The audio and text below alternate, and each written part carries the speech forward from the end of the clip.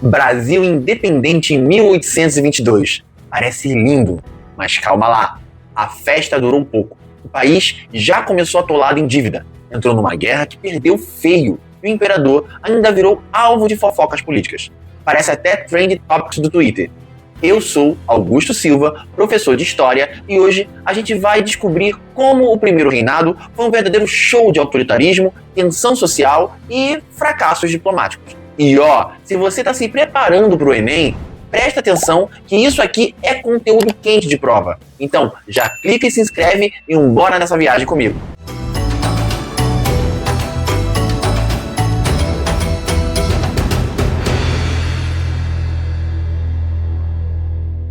Depois do grito do Ipiranga em 1822, parecia que estava tudo resolvido, né? O Brasil livre, Portugal para trás, independência garantida. Mas a realidade foi bem mais complicada. Portugal simplesmente não quis reconhecer o novo império de cara. Para eles, aquilo não passava de rebeldia. Só em 1825, depois de negociação pesada, que veio o reconhecimento oficial. E adivinha quem entrou como mediador? Claro, a Inglaterra. E não foi por amizade, não. Foi por interesse. O Brasil precisou assumir dívidas enormes e conceder vantagens comerciais aos ingleses. O que se vendia como liberdade política vinha amarrado por uma coleira financeira. E aqui já aparece um padrão que vai se repetir várias vezes na nossa história. A gente conquista uma autonomia política, mas continua dependendo no bolso. Tá bom. E o historiador Boris Fausto bate exatamente nessa tecla. O Brasil nasce com uma contradição básica. O Estado formalmente soberano, mas subordinado a acordos externos e ao capital britânico. Então, já dá para sacar que o primeiro reinado começa com um baita paradoxo. A gente é independente, mas não é livre de verdade.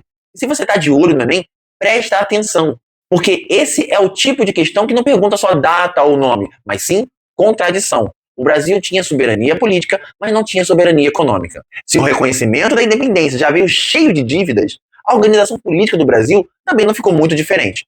Logo depois de 1822, o Dom Pedro convocou uma Assembleia Constituinte.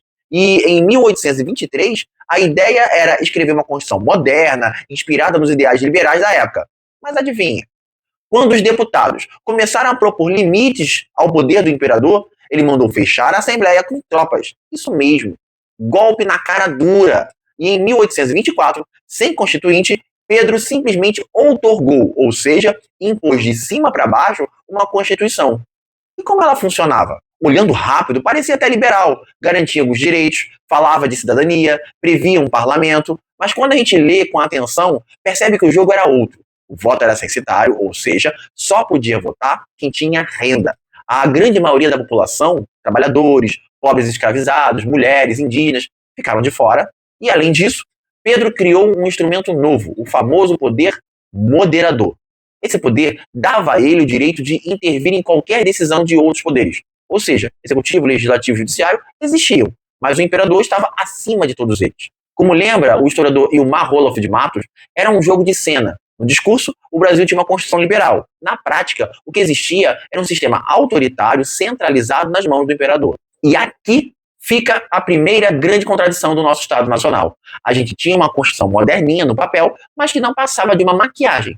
Para o Enem, é essencial perceber esse detalhe. O Brasil se organizava com uma monarquia constitucional, mas sem a participação popular real. Era liberalismo de fachada com autoritarismo no comando. A Constituição de 1824 parecia linda no papel, mas a verdade é que ela foi enfiada goela abaixo. E claro, não demorou para o povo reagir. O epicentro da crise foi no Nordeste, especialmente em Pernambuco. Ali, parte da elite local e setores da sociedade estavam cansados do autoritarismo do Rio de Janeiro. O resultado? Nasceu a Confederação do Equador, uma revolta em 1824 que defendia o republicanismo, descentralização e mais autonomia para as províncias. Eles não queriam simplesmente trocar de chefe, queriam mudar a estrutura do poder.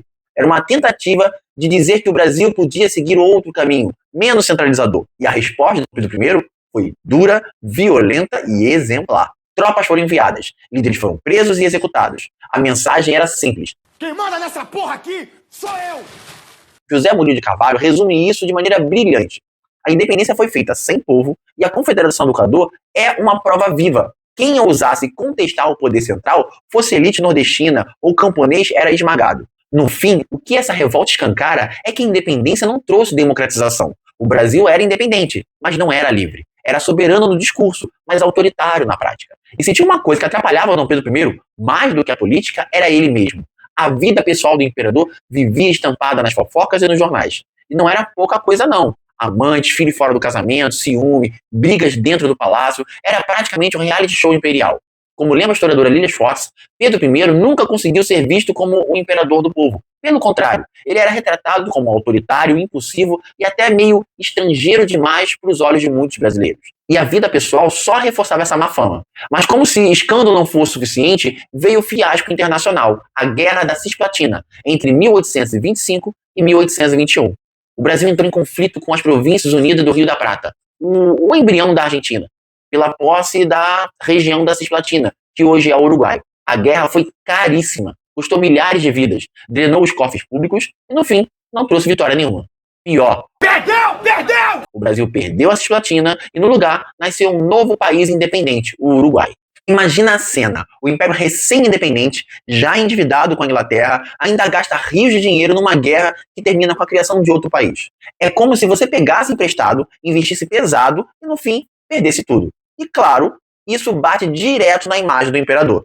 Se antes Pedro já era criticado pelos escândalos pessoais, agora também era acusado de incompetente, de desperdiçar recurso e de não conseguir garantir o prestígio do Brasil no cenário internacional. No fim, parecia que tudo jogava contra ele. Política interna instável, províncias se rebelando, vida pessoal nas fofocas e agora uma guerra perdida. A popularidade de Dom Pedro I foi pro chão. Ele já não tinha apoio nem da elite, nem do povo e nem dos militares. E isso seria crucial para os próximos desdobramentos. Não se prepara de pinar.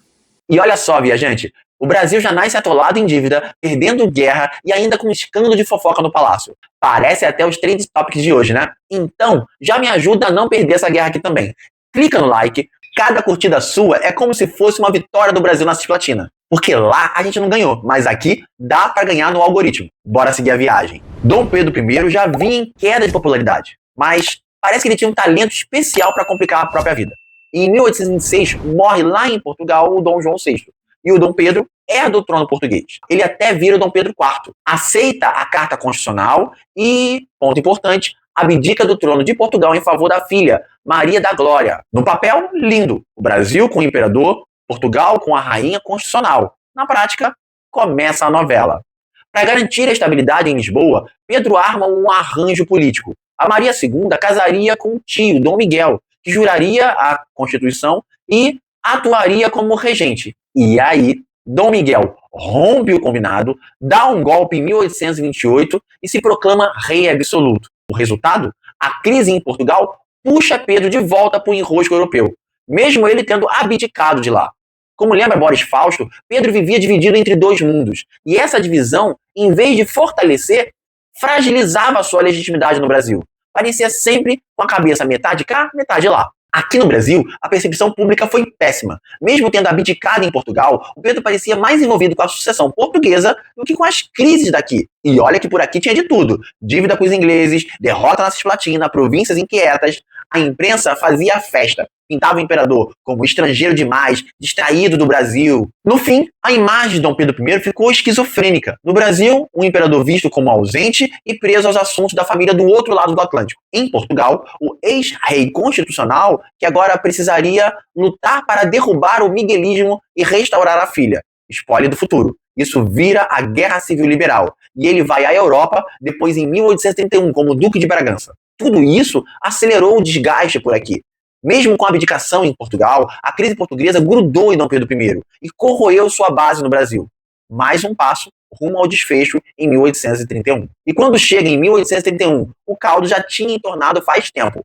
Elites contra, o povo desconfiados, militares com cara feia, o imperador estava sozinho. O desgaste não era só por causa da Cisplatina ou das fofocas do palácio. Tinha também a morte do jornalista Líbero Badaró em 1830, em São Paulo. Ele era um dos principais críticos do imperador, e a sua morte, atribuída a aliados de Dom Pedro, virou um escândalo. Para a oposição liberal, foi a prova de que o imperador era autoritário e não aceitava críticas. A repercussão foi devastadora. O nome de Dom Pedro I ficava cada vez mais associado à repressão e à tirania. E aí, para piorar, em março de 1831, acontece a Noite das Garrafadas, no Rio de Janeiro. O que era isso? Uma verdadeira guerra de rua entre brasileiros e portugueses. Os portugueses que apoiavam Dom Pedro I foram às ruas saudá-lo após uma viagem a Minas Gerais. Já os brasileiros, que estavam contra ele, organizaram protestos. O resultado? Briga generalizada, garrafa voando para todo lado. O imperador, mais uma vez, no meio de uma divisão que ele já não conseguia controlar. Como observa Ilmar Roloff de Matos, Pedro I nunca conseguiu ser o símbolo de unidade que o Brasil precisava. Pelo contrário, acumulava inimigos de todos os lados e se tornava foco da instabilidade. A partir daí, a pressão ficou insustentável. Elite, povo e militares já não aceitavam mais Dom Pedro. E no dia 7 de abril de 1831, ele chama os ministros e escreve sua abdicação, entregando o trono para o filho de apenas 5 anos. E detalhe irônico, Pedro sai do Brasil sob vaias. Nada daquela pompa de imperador. Era quase como se o povo dissesse: valeu, mas já foi tarde. O primeiro reinado terminou no improviso, com garrafas quebradas, um jornalista assassinado que se tornou mártir liberal, e um imperador escorraçado e uma criança de 5 anos no trono. O Brasil independente começava a sua fase mais instável, a regência. Então, qual foi o saldo do primeiro reinado? Vamos fazer uma lista. Uma independência parcelada em libras esterlinas para a Inglaterra. Uma Constituição liberal, mas que vinha com cláusula escondida, liberdade só para quem pode pagar. Uma guerra externa que sugou os cofres do Império e terminou em game over com a criação do Uruguai. E o imperador, que começou como herói da independência e terminou saindo sob vaias. No fim das contas, o primeiro reinado parece aquele aluno que entrega o trabalho com capa bonita, mas dentro só tem folha em branco. A promessa estava lá, mas o conteúdo deixou a desejar. Dom Pedro I nunca virou um símbolo de unidade nacional. Pelo contrário, virou um imperador sem base, rejeitado por todos os lados. E aqui fica a reflexão com uma pitadinha de ironia. Será que o Brasil teria seguido outro caminho se o povo tivesse tido voz na independência? Ou será que a gente já nasceu com esse DNA de centralização, crise e improviso? E olha só, se você ficou até aqui, comenta cisplatina nos comentários, porque aí eu vou saber que você é um dos resistentes que enfrentou essa viagem inteira comigo. Não esquece de deixar o seu like, se inscrever no canal e se quiser dar aquela força extra, a chave Pix está aqui na tela e também na descrição do vídeo. Valeu demais, viajante, e até a próxima viagem na história.